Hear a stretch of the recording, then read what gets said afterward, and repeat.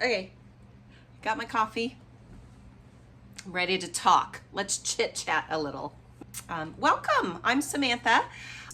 I love coffee, and I have a hobby farm. I live here with my son, and we live in a very small town in the Missouri Ozarks. How do I look? I'm a little wrinkled there. It's okay, right? Yeah, I've been outside. It's really hot outside. It's late July. I have started this channel because I want to just kind of document my life a little bit here on the farm. And I know that I'm not a professional. I don't have a microphone. I'm filming right now on my camera phone. And I don't care. So sorry about the sound quality. Sorry about filming at the wrong angles or whatever. This isn't about you, it's about me.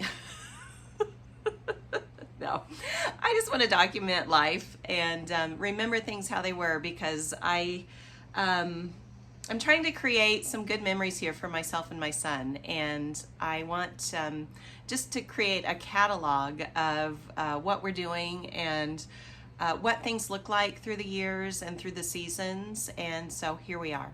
My ancestors have been here in this area, in this town, before the town was even born, at least 175 years. They were here about the time the Civil War happened. They came to this area. And so we have just lived in these hills and hollers for centuries. And I love it. I love all of the history. I love all of the lore. I love the layout of the land. It's in my DNA. All of this is. And I never wanted to leave. When I grew up, I knew I wanted to stay here. I was blessed to have a huge family here. We would do lots of get-togethers, lots of cousins, aunts, uncles would come to my grandparents' house on Sundays for dinner, which was the lunchtime meal. We call it lunch now. They called it dinner there. We'd have fried squirrel, we'd have fried chicken, we'd have mashed potatoes, and my granny would make noodles, and we'd have blackberry cobbler, and it was just the best time. That was in the late 70s, early 80s, and that continued all the way up into the 90s and early 2000s when they finally passed away. But just wonderful memories here. And I was blessed with lots of family members, especially my granny and grandpa, who loved to talk about the old days. And the stories that they would tell would just come alive in my mind. I should take my glasses off, shouldn't I? Because they're reflecting. The stories that they would tell, I would just, it would just come alive in my imagination. And it was just created this desire in me to be here in this land and to continue on tradition in the modern world. And make no mistake, I do not want to be off-grid. I want to know how to be off-grid if I have to. But if I don't have to, then I want to enjoy modern convenience and still bring in aspects of the old way of life. And so that's what I'm about, and that's what I want to show you, what I've done here. So we live on a 12-acre property on the outskirts of the tiny little town of 200 people, and I own 2 properties that adjoin. One has an old farmhouse on there that my husband and I bought when we first got married 20 years ago. And it was an old place, run down, needed total repair. Was built in the 1920s, 1920 actually, I think is when it was built. And it looked like it had been neglected. And we found out later after we bought it, my granny told me that her dad had built that. So it was built by my great-grandpa for my great-great-grandpa. That's where he lived and died. And so it has a lot of family history to it. And so I wanted to save it. And so we worked on that for a while. And then a few years later, the adjoining property came up for sale with another old house on there that needed a lot of repair. And so we bought that and renovated that. That's where I am now. And so we have both properties that we've been working on for years and years and years. Started a little hobby farm. I love all things gardening and animals and farm animals and homesteading. And so that's just what I do with all of my spare time. And that's what this channel is about, just documenting all of that. So there's one more step.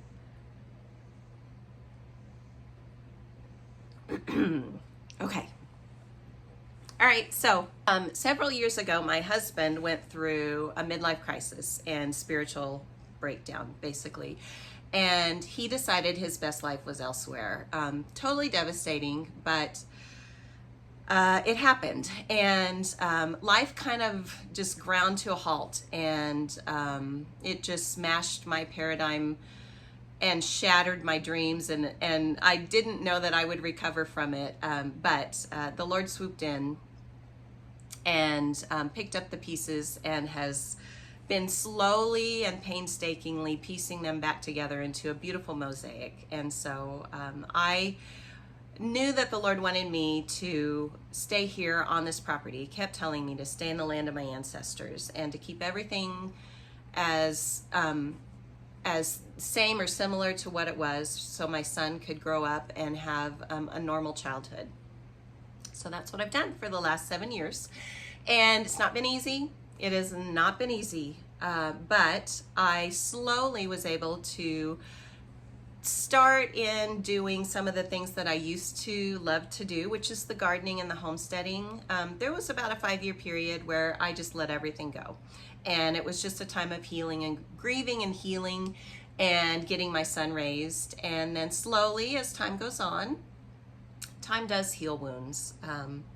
The Lord heals wounds better, though, I'll tell you that. And so that I have just kind of moved on to a place where my son is in college now, completed 1 year of college, and he's home for the summer. And so we are picking up where we left off and trying to revive and regenerate this farm. I've got a lot of projects to do, and I don't have a lot of talent to do that, but I do have gumption and I have the will to do it. And so let's see how that goes.